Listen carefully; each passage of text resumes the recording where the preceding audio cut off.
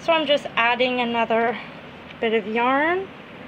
So there's 4, 5, 6, I'm doing 10 in Rosie, 7, 8, 9, 10. Take my yarn, you gotta make sure that your thumb is on the end of the braid fairly firm to hold it in place. Take your yarn, cross it over so you have a loop, pull it through, and there's your knot. If your knot is too high up, then you can just easily kind of roll it down. Do one more. That's too much. Another thing you want to make sure is when you're prepping your mane for braiding that the end of the hairs are sort of tapered. You don't want to take scissors and bang off the ends.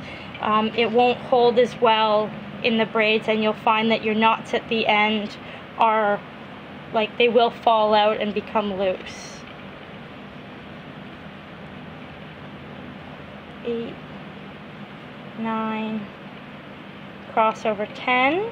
So I'm holding it snug in place. I take my 2 pieces of yarn, give them a pull so they're together, over, loop,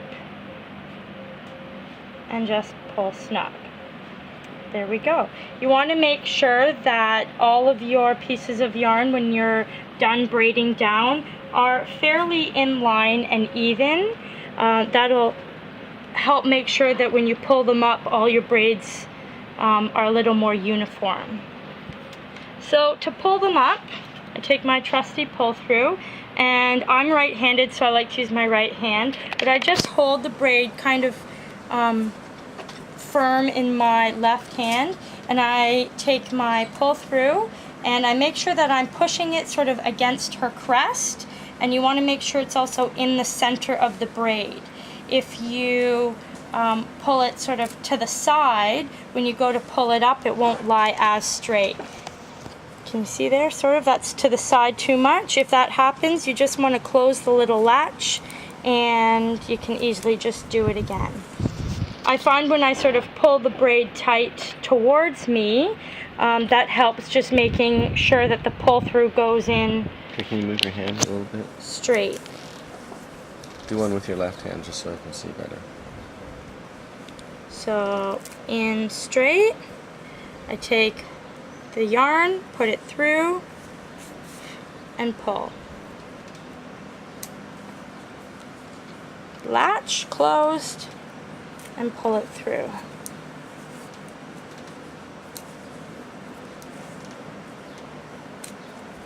You might find, because I know Vegas's mane is a little coarse and he has a very cresty neck, that sometimes it might be hard to push the seam ripper through.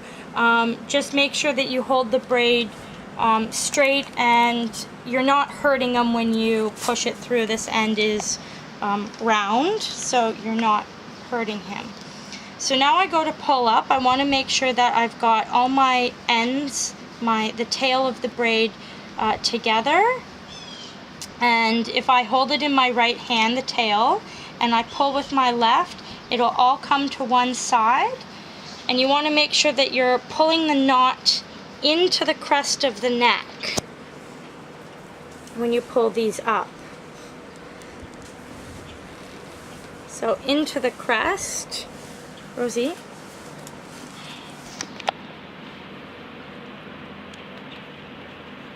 Don't worry if you have excess pieces here sticking out to the side. You can hide those in the braid.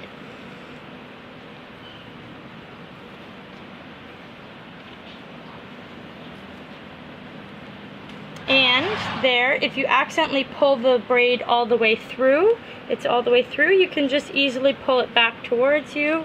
Oh, did it again. And try again.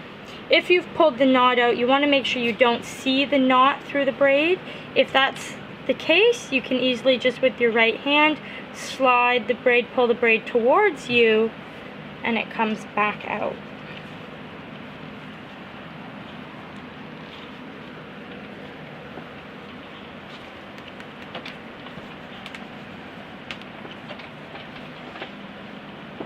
Okay.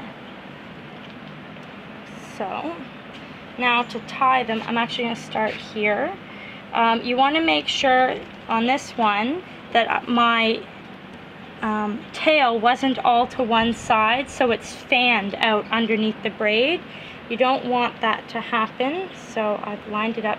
You can, if you have extra tail, usually I don't like them to be more than an inch, because your braid, when you've braided down, is about an inch, and then excess is too hard to hide. So you can just take the ends, and there's a loop here. You can easily just take the end and with your finger kind of poke it in there, and it hides. So next step is you want one piece of yarn on each side of the braid, and you do sort of like a surgeon's knot. You just kind of loop it over, sort of like you're tying your shoelace, and you want that to go right underneath the braid. Can you see underneath? Underneath the braid, and you want that to be snug. This is what's going to This is what's going to hold your braid in place. So then you're going to do one sort of surgeon knot again. Oh no, I did one. You want to loop this one twice. So it's one surgeon knot underneath, and then you sort of do like a double knot on top.